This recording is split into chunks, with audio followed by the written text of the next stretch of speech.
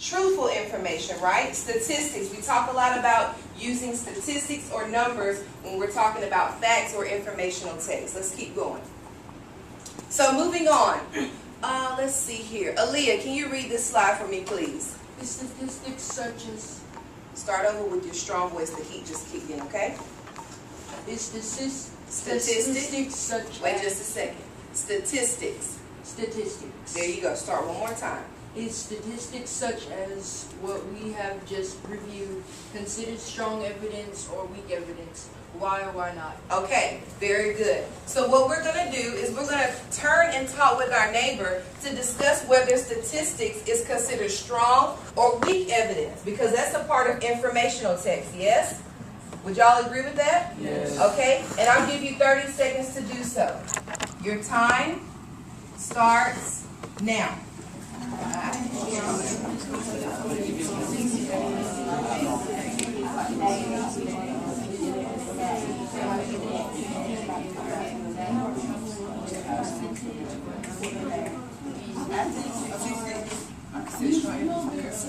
I hear good, strong evidence.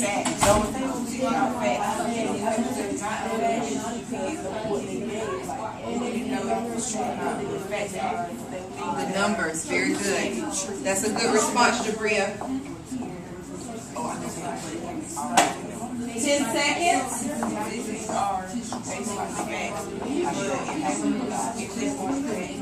3, 2, 1. All right, thank you all for giving me your attention right away. So I heard someone, I'm not sure if it was Serenity or Takeda, but I heard someone say it's strong evidence because of the numbers that were given. Serenity, could you elaborate on that for me, please? I said that it was strong evidence because of the numbers, because if you read the information text, it gives you like dates and it gives you the exact number and stuff that you need to know. Very good. Could everybody hear Serenity? And just to elaborate a little bit more on that, she said when you are reading informational text, and I love your words that you're using, your vocabulary, it gives you specific dates, it gives you specific numbers, it gives you very clear and concise information, right? We don't have to guess or go looking for it most of the time. It's right there for us, what we need to know. Very good, Serenity. Let's move on. Next turn and talk discussion. Do social networking websites cause more harm than good? That's what you're going to talk about with your neighbor now. Your time starts now. 30 seconds.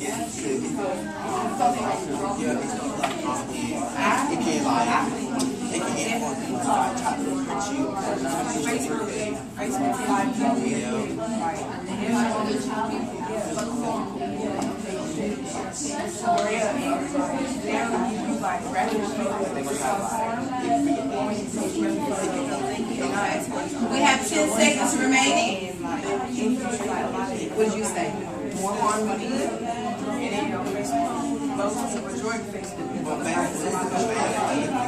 5, 4, 3, 2, and 1.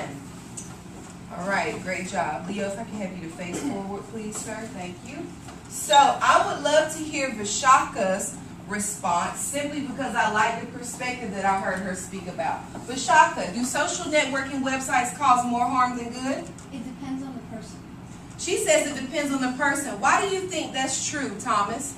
Because you got that one side that's like good, they use the app, and you got that one side that's just bullies. Okay, he said you have some people that use it for good, and then you have some people that may be bullies or use it for the bad. Who agrees with Thomas and Vishaka? Those are really good perspectives on that. Now, who said that it causes more harm than good? Michael, why did you say that? I said it because You said what? It causes more harm. Very good. Because like mostly Facebook, because people get cyberbullying, Okay. and then they become so addicted. Okay. So he says he believes it causes more harm than good because of cyberbullying and then it turning into physical bullying.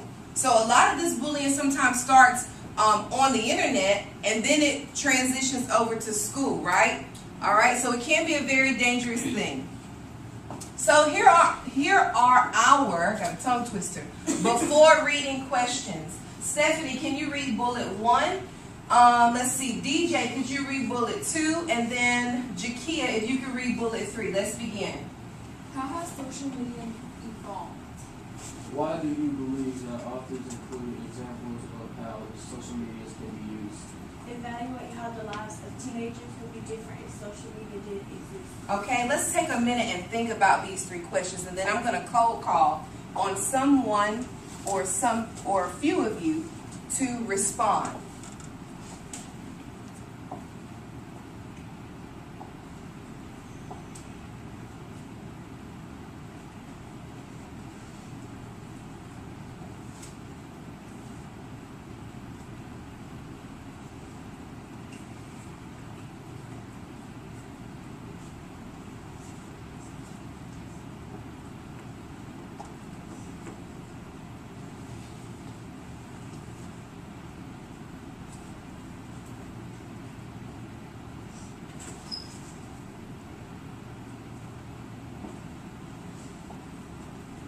About 20 seconds remaining.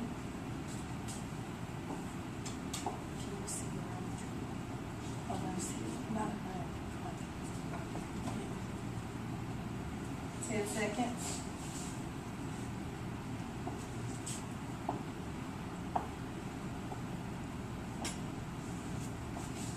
Five, 4, 3, 2, and 1. Let me have everyone in a good slant position.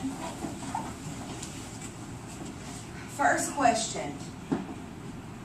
How has social media evolved? Aaliyah, how has social media evolved? Well, for starters, there's like ads everywhere now. People are branding themselves more, and there's more than one way to do things. Okay, so she said that there's a lot of ads, people are branding themselves, but I want us to think more into how social media began and then how it is now. Just like in a story plot, there's what? A beginning, a middle, and then a what? An end, right? So we want to think about this question. When we talk about evolving, we're talking about a change from how it used to be to how it is in the present. So let's hear from Takea. Let's talk about how it used to be. Social media is like used to be people posting pictures, saying good things, and just having a good time on social media. But nowadays, it's like a lot of chaos and a lot of people like showing graphic photos Okay. of people getting killed or videos of people getting their heads chopped off and people committing suicide or like. Okay. Very good. So she said it used to be more positive and now it's more negative. More things that people share now are more negative. Let's think about it this way. So when I think about how social media has evolved, I'll talk briefly about back in my day. I say that like I'm old, but I'm really not. In my day, MySpace was the big thing. And we had to create our profiles with internet. Internet was so different. We had to dial up, meaning when you turned on the internet, it went Now y'all just click the internet button and it pulls up. No, it really was a dial up. And you could hear it throughout the whole house.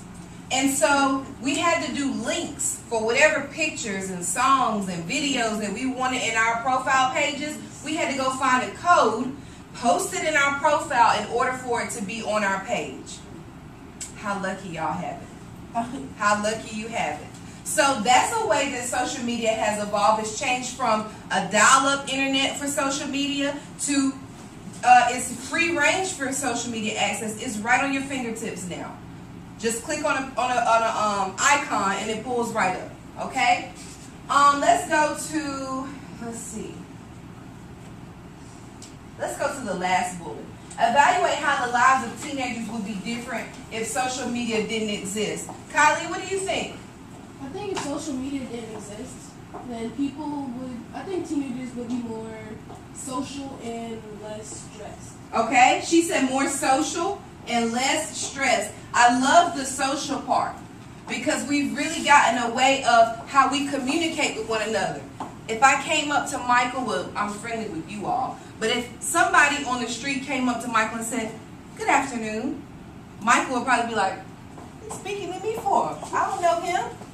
You know, but that's how we communicated back in the day. You had to go to somebody and say, "Good morning, Vashaka," not get on Facebook and say GM, smiley face, like we do now, right? So it definitely has affected our skills of how we socialize, okay? Who else can add something? Serenity? I think teens would be more active in their lives. I like that. I like that, Serenity. She said more active. A lot of the time we spend at home on our phones, on our laptops, on our computers, our iPads, our Apple products and all of that. We don't go outside and enjoy. When I was you all's age, we had to go outside until the sun came down. Then we came back inside. So definitely being more active. Let's move on. So today's reading is called The Secret Life of Social Media. Have y'all heard of the movie The Secret Life of Pets? Yeah. Yes? What happens in that movie, Jabria? It's what it's these dogs and they talk. Animals, they talk, they communicate, and then what happens? What else happens? Just an overview. Sierra?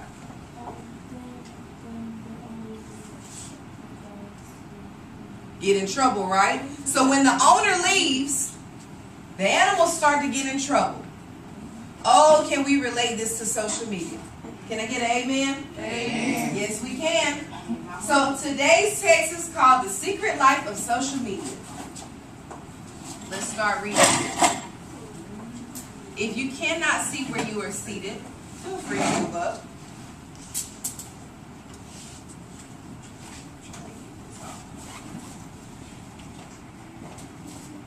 Okay, give me just a second.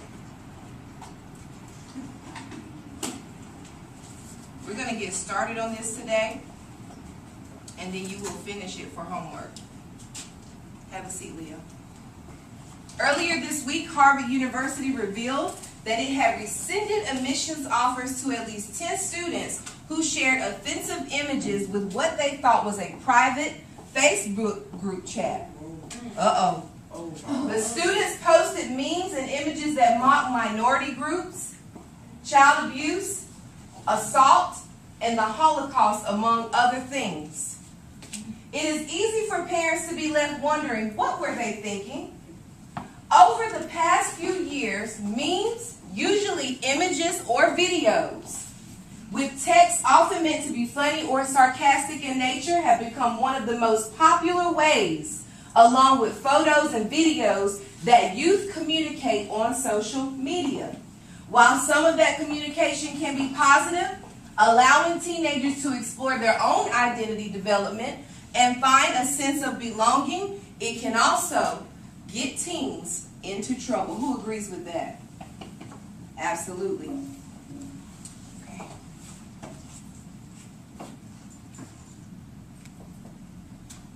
Sharing videos, images, and memes creates the opportunity for an instantaneous positive feedback loop that can perpetuate poor decision making. In an environment where teens spend around 9 hours using some form of online media every day, it doesn't take long for them to be influenced by an all-about-the-likes sense of values that can potentially lead to life-altering decisions. Question while we're reading. When you get a lot of likes on your posts, who in here feels really happy or like gushy inside when you get a lot of likes? Be honest. Let's do it this way, because some of you aren't going to be truthful. Everybody close their eyes. I do. Everybody close your eyes. Close your eyes. Close your eyes. Close your eyes. Y'all heard of 7-Up? Yeah. Okay, so I'm going to ask the question again. I want you to put a thumbs up on your desk if this question relates to you. If you feel all gushy inside and happy and you're smiling and you're all giddy, when you get a whole lot of likes, let's say 100 likes, 50 to 100 likes on your post, put a thumbs up on your desk if that's you. I thought so. You can put your thumbs down. You can open your eyes now. Me too. Most of us, because it's a sense of feeling like you're a part of something or like you're important, right? But what happens is that when those lights stop, it reverses the emotion that we feel. Sometimes it makes us a little sad. It makes us a little angry. We don't know how to act. Why are they not liking my post, my page? I don't understand what's going on. I'm confused. So it's an emotional thing too. It's an emotional thing too. Okay? We are going to stop here for today due to our library time. We're going to finish this up tomorrow.